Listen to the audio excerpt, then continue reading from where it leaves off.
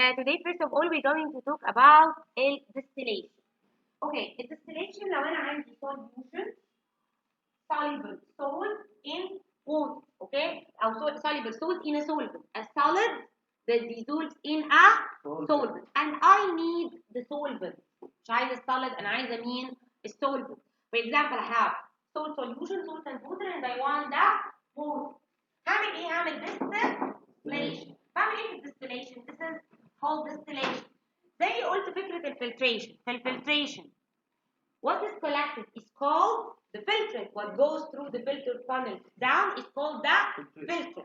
For distillation, what is collected is called the distillate. It's called the distillate. تعالوا نشوف بتشتغل ازاي. This is the apparatus. First, we have a round bottom flask. The round bottom flask بيبقى عندي الميكستشر هو salt solution. First, you're going to heat it up. Okay, when you heat it, what will happen? The water will evaporate or it will boil if you reach 100 degrees Celsius. Okay, but the salt still solid. ليه؟ لأن السولت أصلا الميلتنج بوينت بتاعته إسلام. الميلتنج بوينت بتاعته it's higher than 100. يعني it will not even change to liquid. It will remain solid as it is. يبقى أنا هعمل heating. Okay. فالووتر يحصل لها evaporation أو boiling لو أنا وصلت ل 100. After that الووتر هتدخل in this tube the white one. شايفين الوايت tube؟ هيدخل فيها الووتر vapor. طيب it will cool down, it will condense and return back to water. يبقى الووتر vapor هتدخل it will return back to water لأن this is a condenser. فالوايت tube دي هي الووتر vapor بتبقى جوه الوايت part. It is surrounded by cold water, so it will cool down and condense, and then it's gonna be collected in the beaker. ساعات بيقول لي في الامتحان label. أعرف منين في الكوندنسر الليبل؟ أولاً ده اسمه إيه؟ كوندنسر. فبيبقى عندي two openings، واحدة water in وواحدة water out. أعرف منين في الامتحان مين الin ومين الout من الarrows. When the arrow goes inside, so this is in. When the arrow goes out, so this is water out. طب لو ما عنديش arrows بعرف من التيب. المتوصل بالحنفيه ووتر ان واللي مش متوصل ووتر اوت. طيب هي ليه الووتر اصلا جوز ان اند اوت؟ عشان دي كولد ووتر. هل الووتر دي بتبقى تاتشنج الووتر فيبر اللي جوه؟ نو. it just surrounds it as if مثلا انا عندي تيوب فيها ووتر فيبر surrounded by cold water فاذا انا condense. طيب الووتر دي when it enters the cold water هتبقى surrounded. It will surround the water vapor, so the water itself will get warmer.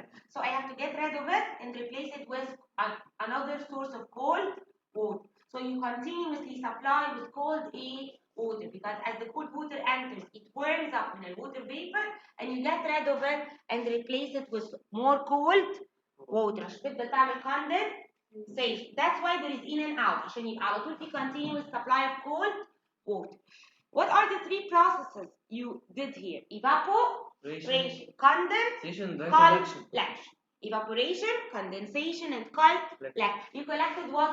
Pure water. What remains in the round bottom flask? The salt and any other impurity. لو في الwater vapor فيه بقى dirt, soil, any other impurity, it will remain here in the round bottom flask. This is simple distillation. I want to ask you a question. It depends on what the distillation. The difference in what? I want something specific, a property. Solubility?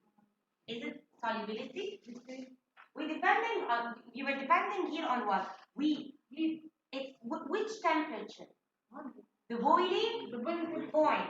So we depended here on the boiling point. Why? Because the boiling point of the water is lower than the boiling point of the salt. يبقى هنا احنا اعتمدنا على ان في difference كبير في البويلينج بوينت. يبقى simple distillation بتعتمد على الديفرنس في البويلينج بوينت ما بين الووتر والسولت. يبقى انا ممكن استعمل distillation for separation of اي mixture الكومبوننتس بتاعتهم يبقى عندي difference في البويلينج point.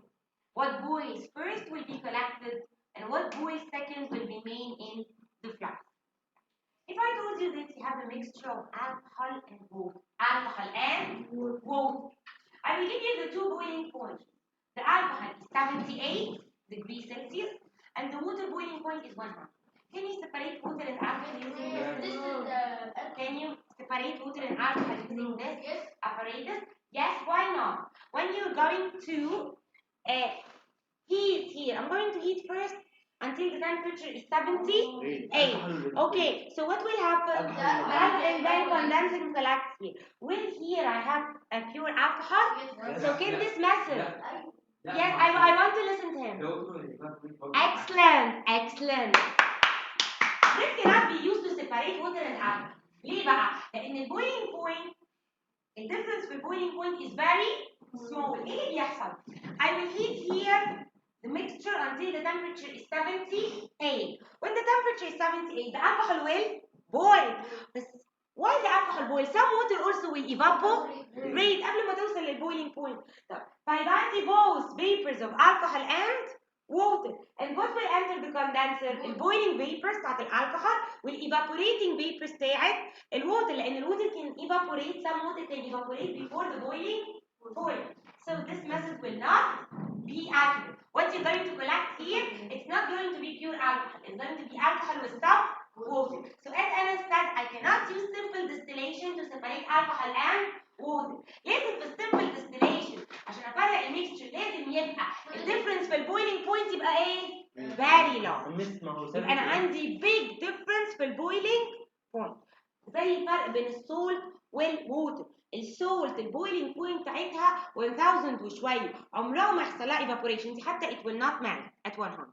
That's why simple distillation it depends when there is a great difference in the boiling point between the substances in the mixture. اوكي يبقى ما اقدرش استعملها غير لو الديفرنس يا محمد عطيه البويلينج بوينت از فيري لارج وده بيبقى موست كومن لو انا عندي solid و liquid لان most commonly the liquid will have a much lower boiling point.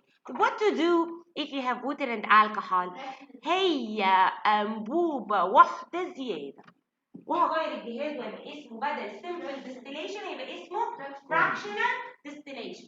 What I'm going to add is this column اسمه fractionating column. الكولوم ده اسمه ايه؟ عبارة عن وحدة المرور. دي وحدة المرور. بتعمل ايه وحدة المرور؟ تعدي اللي معاه رخصة. طب واللي معهوش رخصة بتعمل فيه ايه؟ حق ترجعه تاني. بتعدي مين؟ هقول لك فين. دلوقتي يا محمد انا دلوقتي هنا I will heat الميكستشر لحد 78. هيحصل ايه؟ alcohol boil vapors دي بويلينج فيبرز معاها رخصه حصل لها بويلينج فالفراكشنيتنج كولم عدي الفيبرز بتاعت الالكحول بعدين سم ووتر والايفابوريت دي ايفابوريتنج فيبرز evaporating يعني escaping vapors هربان still the particles do not have enough energy دول خدوا شويه energy كده وهربوا still the substance didn't reach the boiling point تيجي الفراكشنيتنج كولم وحده المرور تقول لها ايه back to the flask ترجعها تاني تحت ليه؟ معهاش رخصة هي فيبرز هربان يبقى الفراكشنيتنج كولم بتعدي البويلينج فيبرز لكن ما بتعديش الايفابوريتنج فيبرز the escaping vapors الفيبرز الهربان. طب يعني بتعمل ايه؟ هي عبارة عن ايه اصلا الفراكشنيتنج كولم؟ الفراكشنيتنج كولم دي عبارة عن كولم كبير full of glass beads ازاز صغير بص جوه على الهولز بتاعته ازاز كده جلاس بيز بزابيز كده ازاز بالظبط ماسك في الوول. طب بيعمل ايه ده بقى؟ الفيبرز تعدي لو الفيبرز دي عندها enough energy مش هيحصل لها condensation في الجلاس بيز لكن لو الفيبرز دي escaping vapors evaporating vapors still they don't have enough energy to be vapor دول هربانين على طول الجلاس بيس دي هتعمل لهم كوندنسيشن وترجعهم. Got it؟ Easy؟ فهمت ولا لا؟ لو ويتت لغايه 100 الوتر انا مش هعمل لغايه 100 انا هسخن بس لحد 78 الوتر هتعدي لا مش بالظبط الاثنين هيطلعوا انا بعمل هيتنج لحد 78 وبس. وبعدين يا جماعه اصلا عند 78 التمبريتشر will not rise ليه؟ لان طول ما الالكحول is boiling التمبريتشر زي ما اتفقنا ان التمبريتشر بالboiling point it doesn't change as long as the alcohol is boiling the temperature will not change. It will not rise above 78 except when all the alcohol already has boiled. اول ما كل الالكحول يخلص كل ما كل الالكحول خلاص اتبويل the temperature then will start rising again. فانا هسخن لحد 78 the alcohol will start boiling, the temperature will not change. طول ما الالكحول is boiling the temperature remains as it is. All the heat is used to overcome the force between the particles. When the temperature rises above 78, this means that all the alcohol has already boiled. You got it? Yes. You all understand it? يبقى الفراكشنيتنج كولوم دي وحدة الايه؟ وحدة المرور بتعدي البويلينج vapors لكن ما بتعديش evaporating vapors. evaporating vapors دي escaping vapors. vapors هربانة يبقى احنا يا محمد عطية what's wrong? Stretch your back. Stretch your back. Hurry up. محمد I'm talking to you.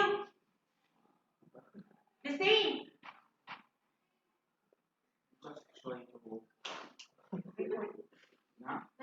I'm recording. Yes. اوكي؟ يبقى تاني على فكرة الموضوع مهم. اوكي؟ الفراكشنيتنج كولوم بتسيبريت برضه a mixture and it depends also on the boiling point. بس هنا الديفرنس في البويلينج بوينت ما بين التو سبستنس بيبقى سمول ولا بيج؟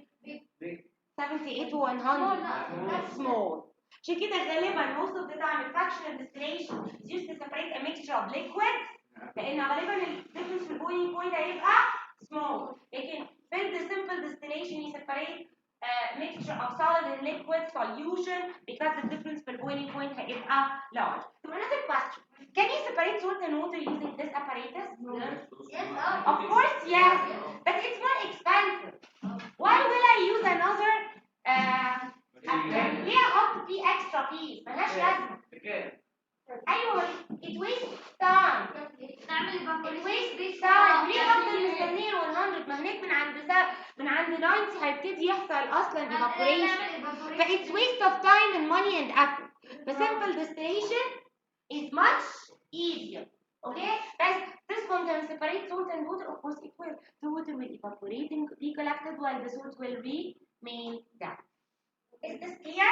Yes. The difference between a simple and fractional distillation clear? Yes. All of you? Right. Want to know that all the alcohol has been collected? أول ما temperature تبتدي تعلى عن 78. الفراكشنيتنج كولوم ده بيعمل إيه؟ It provides a large surface area for condensation of the evaporating vapors of water. افتكروا دايما رخصة المرور بتعدي boiling vapors ما بتعديش evaporating vapors. evaporating vapors بتبتدي بالإي دول escaping vapors هربان ما عندهمش enough energy فعلى طول هيحصل لهم condensation بسرعة. لكن البويلينج vapors عندها enough energy مش أي حاجة تقدر تعمل لها condensation. Okay? Got it? Is it clear?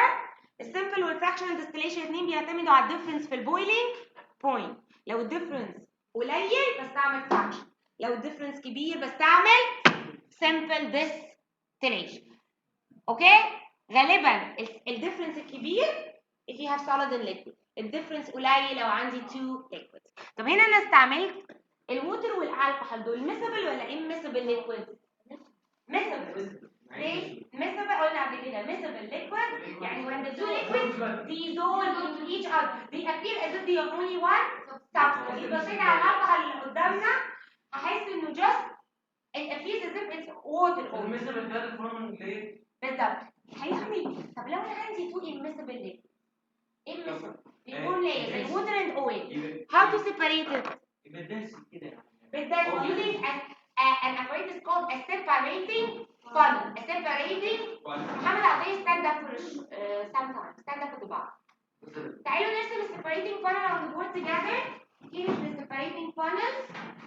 It looks like this with the tape down. بصوا فيها تحت ايه؟ tape. اوكي؟ ده separate immiscible liquid. لا don't come near to him. ايه ده؟ Please stand away. عمل عطية. لسه هو ده separate immiscible liquid. Yes, separating funnel to separate immiscible liquid. If you have water and oil, you're going to pour it in the separating funnel. What will be up and what will be down? Water. الناس تنسى يبقى فوق. water تحت. ازاي يا جماعة؟ ازاي فوق المية؟ ايوه. صح؟ Then you're going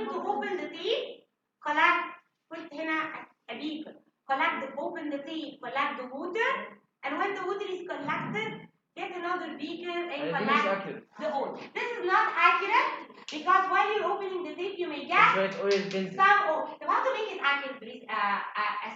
A method to make it accurate, yeah. You can get 3 beakers instead of 2. Then open the tape and pack the water until this level. Okay? And then change the beaker, get another beaker in the middle and take the middle part. Now في line and في water and the oil at the same time. And then throw the middle beaker. And then get a third beaker and get the oil alone. This will make it accurate. Okay. I want to ask you a question. Can you separate, instead of using the separating funnel, can you separate water and oil using this fractional distillation? Yes, it is. It's more expensive. وكمان الاويل الزيت صعب احرقه يا جماعه. انا كده ممكن اغير يعني لو ما انا هعمل ايفابوريت الووتر عن 100 بس اوريدي يعني ان انا اسخن الزيت دي مش حاجه هايله. فلو انا بعد كده هستعمل الزيت ده for something for مثلا food purpose يبقى انا كده سخنت. دي مش حاجه حلوه. ايه ده واحنا لما نسخن الزيت دي حاجه مش حلوه. انا حتى عشان كده بيقول لك لما تيجي تحمر بطاطس ارمي الزيت شويه بشويه عشان الزيت مش حلو انه يغلي او يتحط كتير على النار. اتس نوت حلو صح؟ فعلشان كده يا جماعه وعلى فكره ماشي بس يعني عشان كده ليه احنا بنحب ناكل من بطاطس بيتنا مش من الشارع. عشان احنا ماما بتستعمل البطاطس في البيت بتستعمل بس تخمر فيها 4 5 6 مرات بعد كده تشيل انا محل الزيت بقاله سنتين ما اتغيرش. لا مين قال كده؟ والله لا she changes the oil. لسه عم علي في اول. She's more healthy. Okay, so انا عندي 5 افرايرات. انا هقول لمامتكم على فكره هي هتسمع الكلام ده في الريكورد. انتوا حرين براحتكم ماليش دعوه بقى. هي برضه تصرف معاكم. بس بصراحه 10 سنين يا مامة ياسين دلوقتي خلاص اتعرفت ان هي شيز هيلثي ماذر. البطاطس قادره مش هقول بقى مين اللي كان طب ما انا برضه حاجه ممكن نستعملها مش عندنا وخلاص. طيب اوكي back to our work. مهند اسلام معايا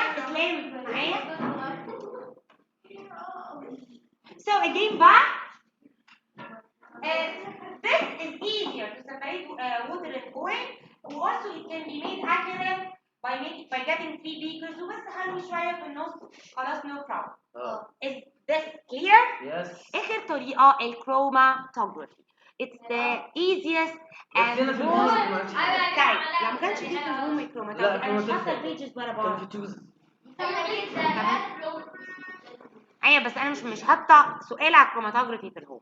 Okay, let's watch this video and tell me from the video what do chromatography separate. يبقى انا يا ياسين what's wrong? Don't forget to subscribe and like the video. Like So here is the separation of mixtures. ايوه ماشي بس just a tick يعني مش تختارها. So here we go. Here is an animation. من الانيميشن دي I want you to tell me what do we separate using chromatography. Chromatography separates what? colors.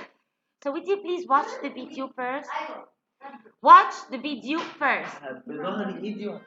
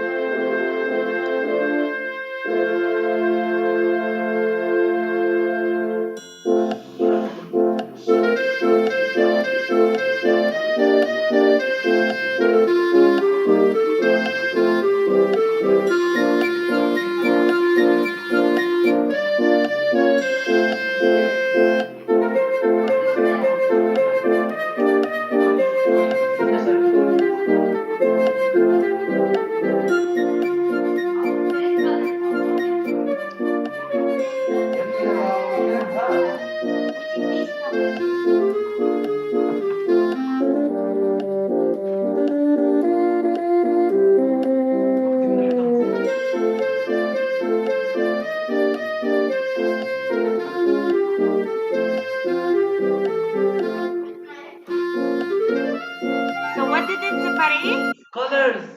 Yes. Separated the substance. Each substance. So يعني from the video it separated what? Colors. Dyes. A mixture of dyes. A mixture of dyes. هو long ago it's dyes. We don't call colors. We don't say colors. We say a mixture of dyes. Dissolved dyes. Okay. Some dyes can be solids or liquids dissolved in a solid. Okay? يبقى it separates mixture of dyes. Those dyes they can be solids or liquids. بالاس ولا بالسي؟ They are present in very small amounts and dissolved in a solid. بالاس ولا بالسي عشان الاثنين يختلفوا؟ بالاس ولا بالسي؟ دايز. D Y D Y D Y يس ده مش ده دي اي اس اي. D Y E S. تمام. Okay, so it separates a mixture of dyes. ايه ده؟ Chromatography separates a mixture of dyes. يا ابني الكود دي قوي. This is what يا جماعة يا إسلام. This is what the chromatography used to separate زمان.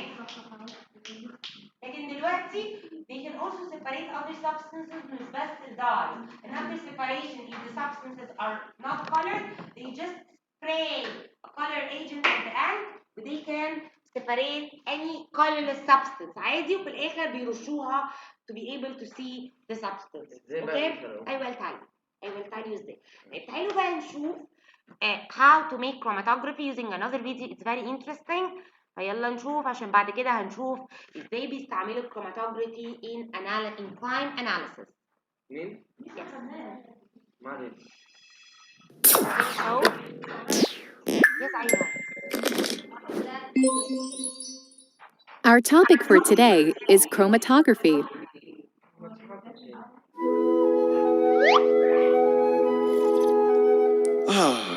Please take my cup. Please, get me the schedule.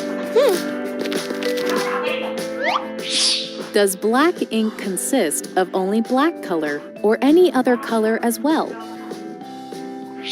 Let us find out by the process of paper chromatography. How to make chromatography. Send away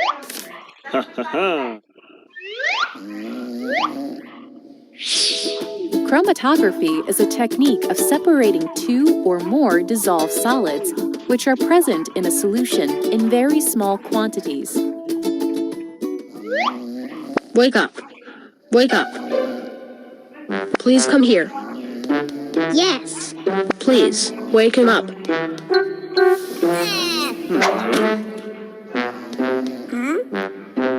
Do something. Wake him up. Take a strip of filter paper. So first of all, you get a filter paper or a chromatography paper because this paper is rectangular. It's not as the regular circular filter paper. So we call it a filter paper or chromatography paper. Now, what are you going to do? Draw a line with a pencil close to the lower edge of the paper. So second, draw a line with the pencil. Why we draw this line؟ هنعملها طبعا chromatography paper بتتباع. ليه بنرسمه بالبنسل؟ Why pencil؟ عشان عندي زول. الكلر اللي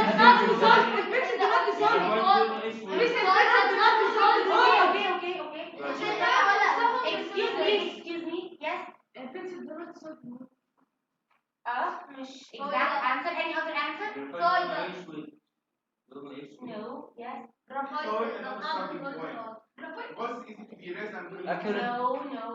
So it doesn't mix with other color. With What? other dye. So it doesn't mix with dye. الفكرة هو أكتر واحد قرب مصطفى إن بقول إيه الأنسر؟ Why pencil؟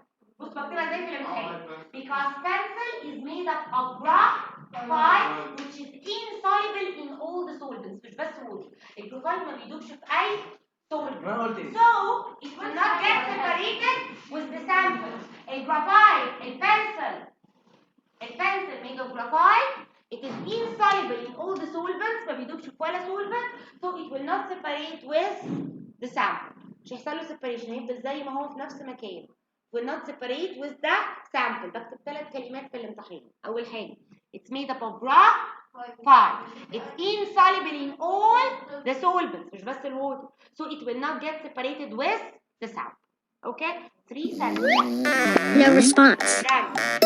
Please, call the dropper. Please, wake him up.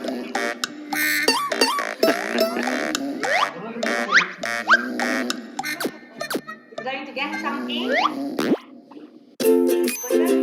put a small drop of ink on the center of the line. Let it dry for This is that I want to separate. This is the mixture of the dye that I want to separate. A drop of an ink may contain more than one color. some time. Yes, you didn't think the No response. right? Call Mr. Smart. Please, wake him up. Take a jar containing some water, The paper in the solvent. There is a precaution that he did. What was it? When he added the paper. He didn't make it touch the water. Excellent. لازم السولفنت level it shouldn't touch the sample. ليه؟ لأن لو السولفنت touch the إسلام the sample will go down. I don't want this. يبقى لازم السولفنت level يبقى below the sample. تمام؟ دلوقتي the sample will separate. إيه اللي هيحصل؟ إن الفلتر paper it soaks the water. بتشفط الووتر. فas the water rises up the dye will be separated. Let's see. put the filter paper in it, such that the drop of ink is just above the water level.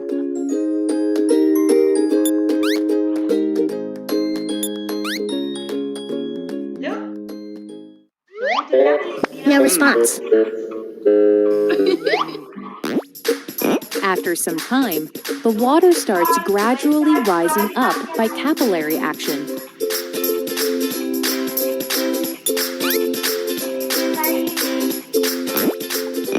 As the water moves up, it takes the dyes present in the ink along with it.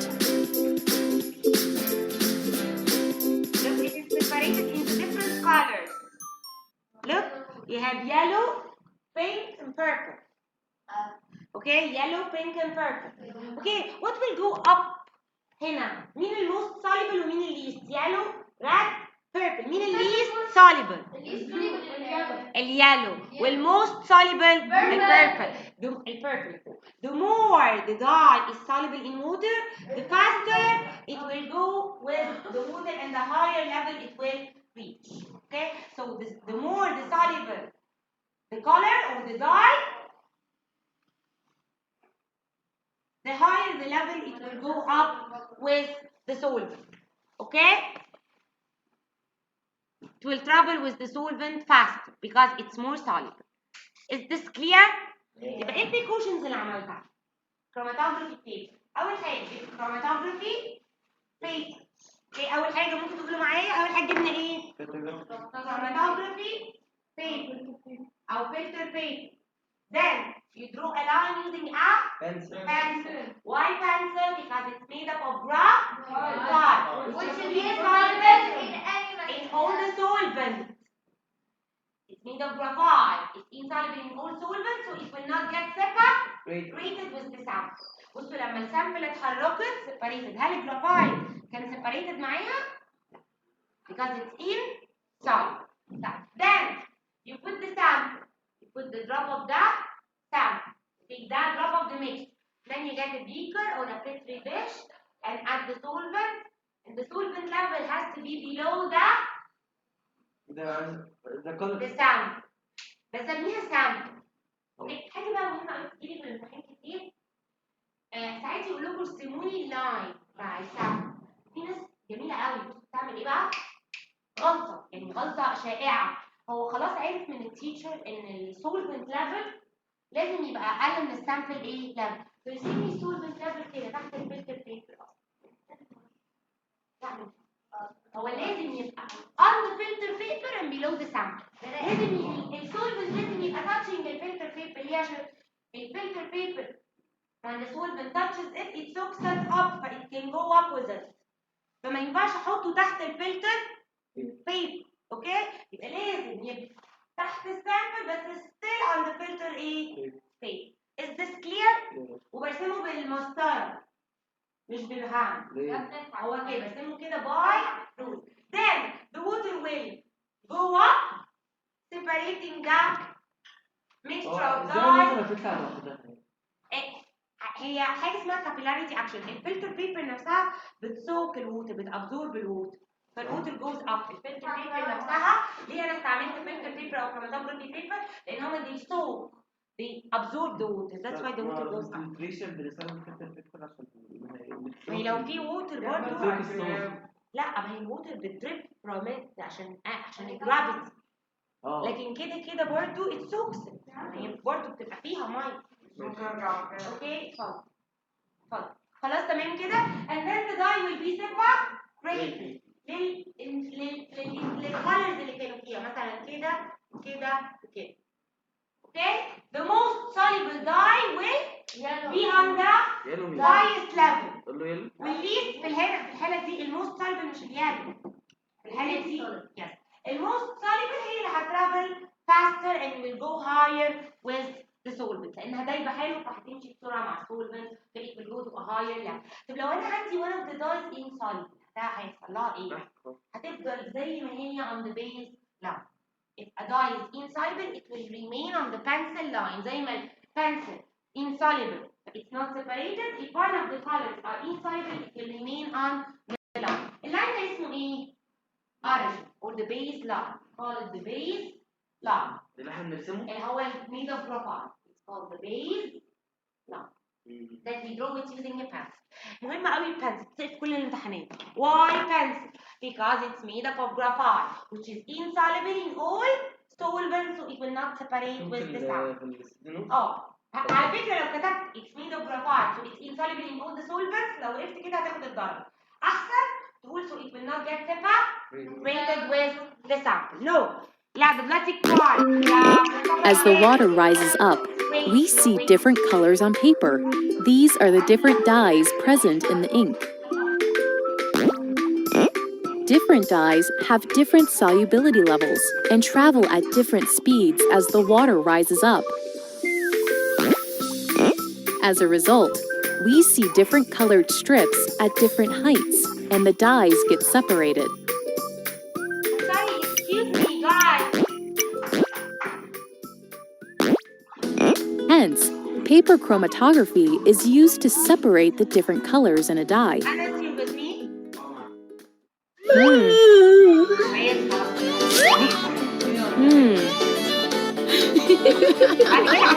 محمد عطية chromatography. Just 1 minute. chromatography hurry up it's your urgent. chromatography بيستعملوها في الكرايم اناليسيس عشان يعرفوا مين الحرامي. افتح النور افتح حدود واكسين ما هتفتحوش اصلا حواديت خالص. once upon a time كان يا مكان once upon a time مش هتدخل النور. so once upon a time خلاص ركزوا بقى معايا. كان يا مكان سالف العصر والاوان. okay there was a thief and he was in an apartment and he stole a laptop and then he jumped from the balcony. okay and he fall on acacia leaf. الاكاشيا leaves دي لونها ايه؟ green. he was wearing a white t-shirt so he had a green spot in the white t-shirt. okay then the police was searching for this thief. so they saw a person running wearing a white t-shirt and having a green spot on his t-shirt. so they arrested him. and they got him and they told him you were the one who stole the laptop. he said no I didn't steal anything. even search for the laptop you won't find it with me. they searched for the laptop and فعلا they didn't find the laptop with him.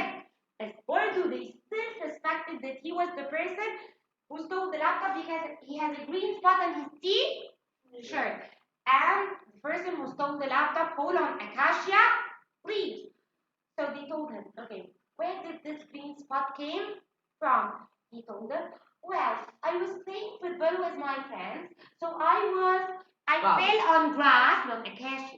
he fell on grass and he has a green spot on his t-shirt. also his mother prepared spinach for him as a lunch, so also he dripped some of the spinach on both. فهو عنده الجرين سبوت دي بسبب الجراس وبسبب السبينش not بسبب الاكاشيا. so they told him, okay, put up your t-shirt and get it. And they got the chromatography paper. They made the pencil line, and then he got a spot from the t-shirt. سهل قوي بيحط التيشيرت جوه water, he soak it in water for some time, and then he gets a drop from this sand. And he got spot من الأكاشيا leaves, another spot من spinach, another spot from the grass leaves, and this is the thieves spot. هو جاب السبوت دي ليه؟ هو بيجيب الليفز وبيغليها في ووتر او بيحطها في الكحول، يستعمل السولفنت اللي هو عايزه. مش لازم السولفنت يبقى ووتر، ممكن يبقى ووتر او الكحول حسب هيدوب في ايه، يدوب كله في نفس السولفنت، وبعدين يحط هنا ياخد دروب ويحط هنا السولفنت اللي استعمله either water or alcohol. And then he's going to do the chromatography. لقوا ايه بقى؟ اقل حاجه استبان اختار. So was he the thief or not? No, yes. Was he the thief? Yes. Yes, why? Because the spot matched with the acacia. Did it match with the spinach? No. Did it match with the grass? No. How do you know that it's the same spot? لازم الspot تبقى at the same height وتبقى the same width. يعني تلاقي الspot قد الspot بالظبط وموجودين في نفس الهايت. قالوا له انت يا كذاب، انت لا لعبت كوره ولا اكلت سبينش، انت سرقت اللابتوب ووقعت على الاكاشيا ليف، وخلاص احنا we got the evidence وgo get the laptop and we going to put you in prison. So using chromatography we analyze a lot of crimes. تعالوا نشوف another crime on the board now and tell me who is the thief. بس المره دي بقى مش سرق اللابتوب، he stole لا لوحة a picture from a museum. So let's see who stole it. ده لسه كمان هوريكم ممكن تتعمل ازاي في بعض.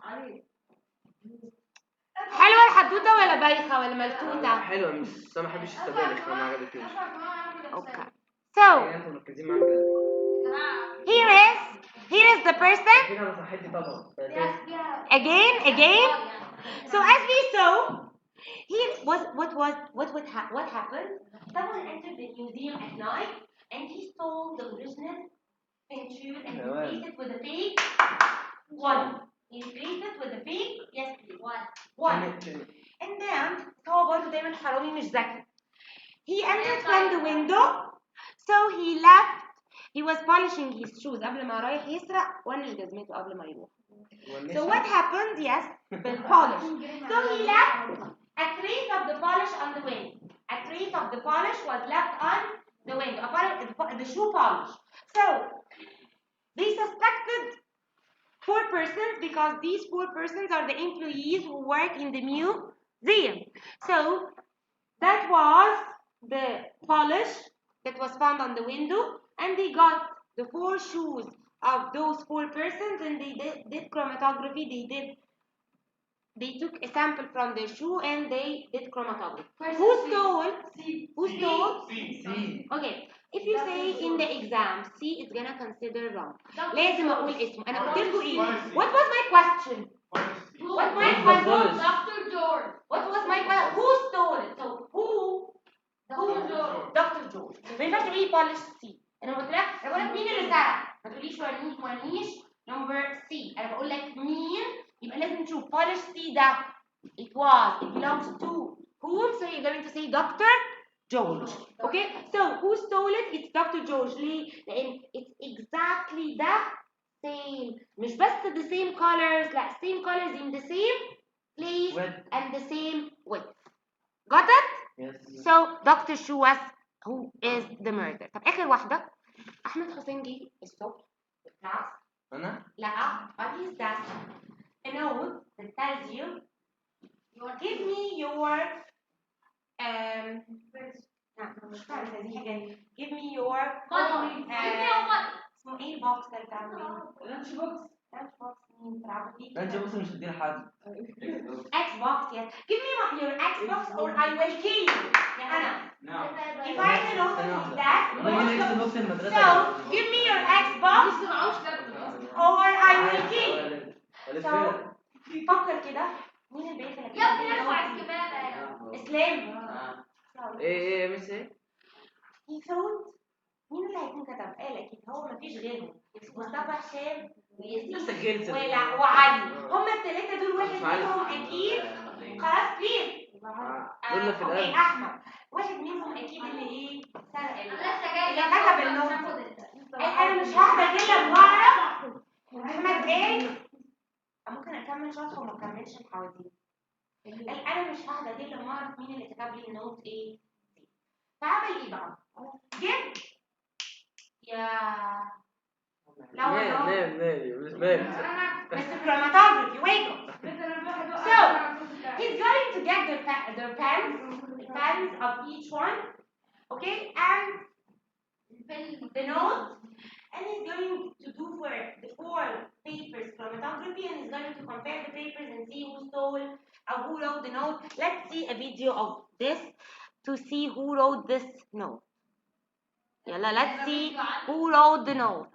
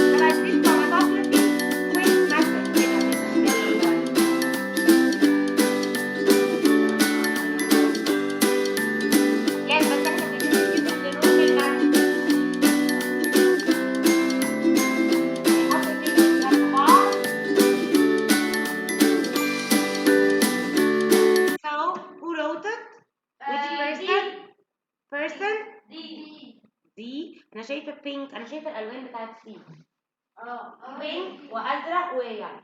بس عارفين هو البيرسون ده مش سمارت، عارف ليه؟ لانه المفروض ما كانش يعمل لاينز، كان المفروض يعمل كل دول question marks عشان تبقى easier comparison.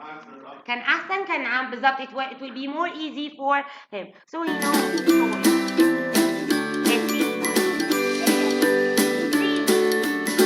بص هي اهي نفس الالوان دي بالظبط، البينك وبعدين البلو، مفيش حاجه تانية فيها بينك خالص غير بس سي.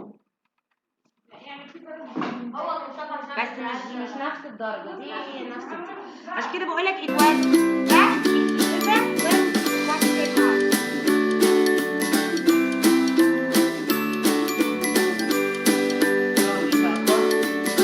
طبعا طلع احسن، يعني نفسه هادي وفي الاخر طلع هو اللي سوسه واللي كتب النوت. دايما بيبقى دايما البيرسون بيبقى هو الحاجه اللي يمكن تشك فيها. خلاص يبقى الكروماتوجرافي بنستعملها في الكرايم يا جلاوي. يلا I want you before يا جماعة قبل ما نكمل chromatography I want to ask you a question. How to know if this sample is pure? So I want to know if this sample is pure or not. How? Purification. Pure. يعني pure يعني ايه؟ يعني pure يعني هي made of how dissolved in water and then evaporate the water. لا how to make using chromatography how to make sure that the substance is pure. There will be only one spot, right? One spot even if you dissolve it in many solvents. يعني مثلا I will get to make sure that the substance is pure. It means one spot when dissolved in different solvents. مثلا ادي spot عندي مرة احط السولفنت هيبقى ايه؟ water, pure water. So it will make one spot. So this means that this sample is what? Pure. So maybe it has another spot that doesn't dissolve in water. So I can try one more time with, for example, alcohol. It will also make one spot. So it makes one spot even if it's dissolved in different solvents. Only one spot is made. You can also make sure that you're going to look down and make sure that there isn't something which is left down. So a pure it will make only one spot when it dissolves in different solvents. خلاص؟ طيب اجي السؤال هو لازم استعمل chromatography to separate a mixture of dyes؟ ما ينفعش separate حاجات colorless بالchromatography؟ اكيد ينفع بس after you separate تخيلوا مثلا ان انا عملت separation لده يا ولاد بده اهو بنفس ده اوكي باي chromatography بس are you going to دول كلهم colorless هتشوفوهم ولا مش هتشوفوهم؟ مش هشوف اي حاجه خالص طب انا عايزه اشوف بعمل ايه؟ spray after you finish spray the paper ده بيستعملوه بقى دلوقتي they spray it with certain color agent كل السبوتس هتبتدي بايه؟ تبان الوان طب اعرف هما منين مثلا ممكن استعمل مثلا هنا جلو دي السامبل يا جماعه دي السامبل بتاعتي بليز خلاص دي السامبل بتاعتي ده مثلا جلوكوز ده مثلا مالتوز any other sugar ماشي then it will make دي مثلا تعمل دي ودي عملت دي يبقى انا السامبل دي السميده فيها ايه عرفت كده من الكروماتوجرافي فيها ايه وايه ما هي دي طلعت 3 الوان 3 دوت واحده شبه ايه كل واحده مختلفه يبقى هي فيها ايه السامبل جلوكوز وفيها ايه كمان مالتوز وفيها another thing that I still don't know فبعرف ازاي الحاجات اللي فيها by comparing with known samples okay but even if it's not colored you just do the chromatography and then spray it at the end okay وبعدين هشوفوا الاماكن يعني those two spots are found on the same height so they are the same and so on so you can identify even if they are not colored yes but after you do the chromatography you just spray it and compare it to known samples is this clear الحته بتاعت number 2 في هقول لكم هنشطب عليها دلوقتي في النوتس So, what is chromatography used to separate two or more dissolved solids? Two or more dissolved solids. على فكرة مش لازم solids ممكن تبقى liquids. المهم two or more dissolved substances in very small quantity. لازم تبقى small, a very small ايه؟ quantity. هي chromatography بتسيبريت الحاجات اللي present in small quantities. You're separating just dots. Okay? زي الانك مثلا. يبقى ممكن البلو انك فيه كذا لون ديزولفد في السولف تمام two or more dissolved solids او ممكن على فكره يبقوا liquids two or more dissolved liquids in a solid المهم يبقوا في small quantities اوكي تمام عملناهم separation بالchromatography عرفنا احنا بنستعمل الchromatography to identify the purity of the substance to see if it's pure ولا لا pure يعني it contains only one thing and the identification of the substance اعرف السبستنس دي ايه I can use chromatography for identification how by comparing with known substance if I don't know if it's better than this dye is A or B or C, you can compare it with A or B and see if it's A or B or C. آخر حاجة خلاص دي كده ما فيهاش مشكلة. Number 2 cancel. Number 2 يا ولاد اشطبوا عليه. Here. Number 2 دي بنشطب عليه. It's page 28. مش علينا ال RF value دي خالص. So number 2 هنشطب عليه.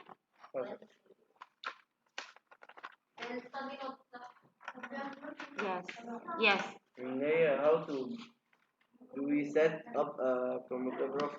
Yes.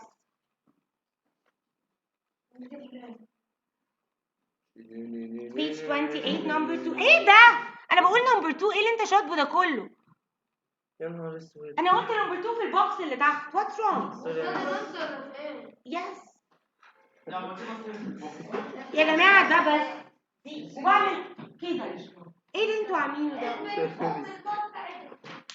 Please don't say these words. تاني مش شايف حاجات.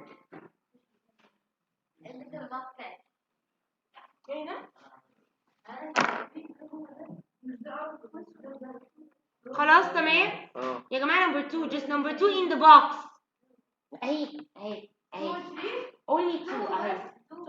Yes 2 only. محدش يعمل جنب. So كده we're done with the lesson. اخر حاجه عايزه اقولها على البورد. لا كتير. خلاص اخر حاجه معلش. انا تعبت والله يا مس. معلش اخر حاجه وخلاص. اخر حاجه هلعبكم لعبه خلاص. نص شيب بنادول بس عشان صدقت قوي. So عشان انتوا كتير مش بتكتبوا بدري. So بس السيزون دي ريكوردد لهو. yes it is recorded. لمين؟ مس ليه ريكورد؟ Don't forget to subscribe to the channel. No. Anas, what's wrong? I didn't tell you that you can sit. خالص yeah, stand up. You're going to keep standing all the 2 lessons. يا رب تفتكر بقى تجيب لي الواجب المرة الجاية. So فاضل أقل من 10 minutes. So آخر حاجة عايزة أعرفها the Ministry of Health said that this, for example, Coca-Cola أو Fanta, it only should contain dyes A, B, and C. Only A, B, and C. Couldn't contain any other dye. So they went to Fanta. Factory. So they went to the factory and they took a sample from the Fanta and put it on a chromatography paper like this. So here is it, and we want to know whether they are going to keep the factory going on while they will close. They got a filter paper, they made a line using a pencil, and they got the solvent, and they put here the drop from the Fanta. This is the one Fanta. And then they got A, B, and C. And they did chroma solvent. Those were the red. ما ايه samples like A و B و C؟ And dyes that should be contained in the Fanta according to the Ministry of Health. يعني green يعني وكده؟ لو ايه؟ كده في إيه؟ TV. So الفانتا كده سمعت كلام المينستري اوف هيلث ولا دي didn't؟ لا. No. they didn't. الفانتا contains فعلا dyes A, B, and C. اهي C وهي A وهي B. It contains an extra dye. This dye wasn't approved by the Ministry of dyes. الوان المصرح بيه. اوكي؟ هما الثلاثه دول بس الالوان المصرح حاجة بيها. حقيقية. هما يس على فكره هما ده اللي بيعملوه فعلا. فدي found an extra A dye. يبقى this is illegal. illegal. ساعات ما بيعملوش كده، ساعات بيغيروا. يعني الاقي في الفانتا عندي سي فعلا وعندي بي بس عندي ما عنديش A وعندي another dye. فبرضه this is A. هو الالوان ما ينفعش حاجه ما عنديش يا حبيبي. هو مش مساله عندي في دايز. في دايز بتبقى وزاره الصحه موافقه عليها عشان it is safe. في other dyes are not safe. او they are not safe for kids مثلا. وفي kids بيشربوا دي. فلا لازم يبقوا ملتزمين ب what the Ministry of Health approves. ودي بتيجي كتير قوي في الامتحانات. ان يقول لي Ministry of Health او اي organization said that مثلا the sample contains كذا وعملوا chromatography لقوا كذا. هل دي matching ولا مش matching؟ يقول لك فيها مين؟ فمثلا انت هنا هتقول له فيها which dye؟ فيها C and B. Which dye is not included? A. A is not included. It contains another one. But is this legal? No, it is not. So will they close the factory? Yes, they will close. ولا يشيلوا منتج؟ على حسب بقى. حسب كل كل حاجه بالقانون بتاعها. هو مثلا لو ده اول warning ولا ده تاني warning، ما هي كل حاجه ليها بروتو. جاتر. نفس الشيء يا جماعه بيستعملوه في الادويه. ساعات كتير بيبقى عندي دواء بيبقى ملون، بيبقوا لا عايزين colors معينه، ساعات يقولوا دي لازم تبقى natural. اوكي، فدايما بقارن واشوف is it the colors approved فعلا ولا لا. دايما المينستري اوف هيلث goes للفاكتوري او للاورجنايزيشن and checks whether their rules are applied or. طب نقدر نعمل from comfort للطالب؟ هم دول يا حبيبي يبقوا solid dissolve في liquid. يعني مثلا ممكن يبقى dyes دي شوية solid بس دايبة في ايه؟ في liquid and then they are separated in solid. هم they are separated in يكونوا solid usually. yes it is. It can be solid أو liquid. المهم إن هم dissolve في ايه؟ في another solvent. لازم يكونوا dissolved. لازم يبقوا dissolved. ما هو مثلا عندي مثلا 4 liquids والاربعه دايبين في solvent وباخد drop and then separated. ودايما السولفنت اللي دايبين فيها ودايما غالبا اللي ايه اللي بستعمله تاني. اوكي is this clear all of you it's clear. تعالي نلعب اللعبه دي، خلاص زهقنا نلعب. او اعملي يلا it's a game it's a game بجد. لا it's a game. انا بقى يلا كل واحد بالدور. اوكي لا it's a game and you're gonna play it. يلا مصطفى come. هو احمد مفيش؟ انت قلت انا عايزه انام. لا يا ميس مش يلا يا هنام. مصطفى. لا كده استنى مصطفى. ماشي. يا ابني هغشلك يا So طب would you please sit down for a moment. Yes يا احمد sit down. I didn't tell you that you can sit. So دي separating mixtures. بصوا ده draining للباستا، ده كده by sieving. ده mining of gold. It depends on the density by panning. Refining petroleum بيعملوا separation لل different kinds of petrol زي مثلا petrol natural gas depending on the density. Making coffee it depends. It separates the coffee solid from the liquid and this depends on the separated by filtration. So تعالوا نشوف أول واحدة flotation. Flotation يعني when something floats. مثلا عندي wooden marble, the wood will float and the marble will sink. Sifting or sieving using a sieve. لو عندي sand و rocks, the rocks will remain on the top while the sand will go down. Using a magnet if you have iron and sand. Using filtration if you have insoluble solid in a liquid. Distillation. عارفين ان قبل ما مش انا وريتكم النهارده distillation apparatus. ده زمان كانوا بيستعملوه كده. ممكن يا علي النور بعد اذنك. بياخدوا من ستون. اسلام زمان كان اول جهاز ديستليشن فيري سيمبل. كان مجرد بيجيب بيكر ده بيبقى سي ووتر وعايز ميه لوحدها، يجيب حته ازاز او كلير بلاستيك. تمام. من الهيت اوف ذا سان the water will evaporate condense on this cold surface and collect in the. ده مش المفروض ايس او اي حاجه تتلج؟ ما هي البلاستيك دي او الجلاس دي بتبقى somehow ايه cold. بس بتطول. It will take longer time طبعا لان مش بتبقى cold out. yes. اوكي فهي نفس الفكره evaporation condensation collection. دي اول apparatus طبعا اللي في اللاب it's more modern. والبانينج قلنا عشان to separate مين gold. فاكرين؟ اوكي يلا اول واحد. يلا تعالى وصل يعني. ها iron filings and sand هتسيبريت them بأنهي مثلا؟ سيبريت طب وصل باللابتوب. اقف كده يس. ايوه لا انزل على الابريتس هتلاقي ايد ظهرت. طب can I show you؟ بص مثلا دي الميكستشر سيبريتد بأنهي طريقة بتشدها للحاجة اللي انت عايزها. صح؟ يس شدها للآخر بس ما تشيلش ايدك فوق. يس excellent. So magnet the iron will be separated. Mustafa next.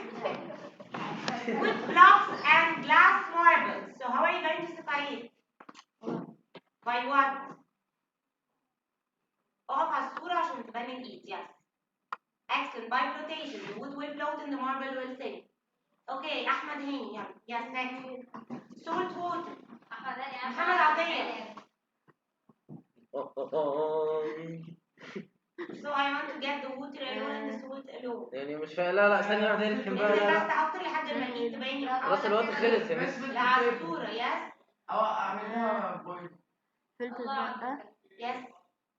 بوينت. Excellent. By distillation.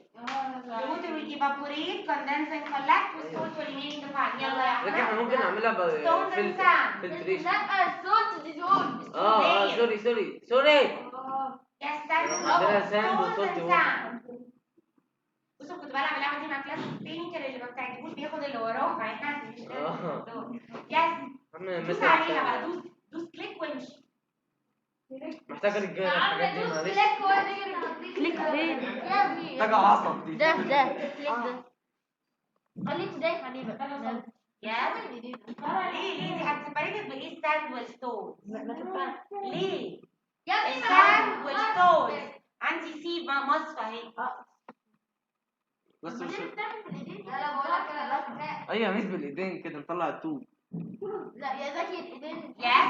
So the sand will go and the stones will remain on the sea. لا انا مكانك يلا. انا دوري. بس انت ما اخترعتش. Yes ياسين. انا عملت ايه؟ القرف. Golden sand and water and stones. عايزة gold. So how to get the gold? ميتال بان. استنى. Yes, excellent. Because the gold is denser than everything else. Yes. تعالي. بس هي ناقصة مفيش غيرها. لا. بفكر كمان. Copy and copy ground. تعالي مش هينفع.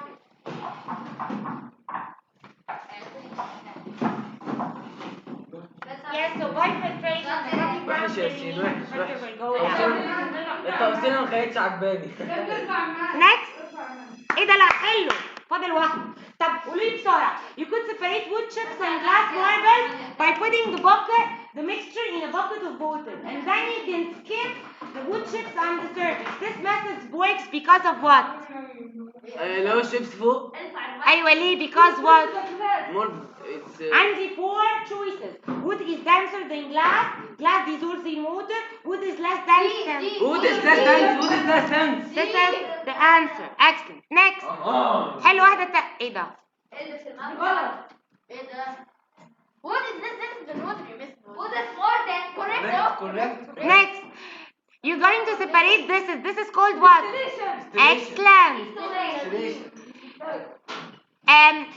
التشيكن ليه الفات يا جماعة؟ لا بيقول لك لما بعمل شوربة بتلاقي الفات بتطلع لفوق. This is what you can separate الفات دي according to flotation. It's less dense so it will float. Then this acts as what? The paper tea bag. It keeps the leaves inside, but it's filtration because the soluble tea goes out with the water. Next. How can you separate? Which of the following magnets separate? Magnet وبعدين bucket of water وبعدين sieve. وهي بس الستيروفوم. الستيروفوم اللي هو الفوم، عارف الفوم اللي بيبقى عامل شكل البازلز اللي على الارض ده. يس ده بيبقى دانس. يبقى اول حاجه الماجنت هسيبريتد بايه؟ ايرون فايلنج. طيب بعد كده يا جماعه اصبروا. عن الوود شيبس برافو هو سي. برافو عليك. خلاص. الwood chips هتطلع it will float. Then sand and stones. The stones will remain on the sieve and the sand will go down. Thank you. انا لسه هتلاقي حضرتك مصححاكم. لا مس انت I will put you this game again on the quality you can play. How to stop خلاص.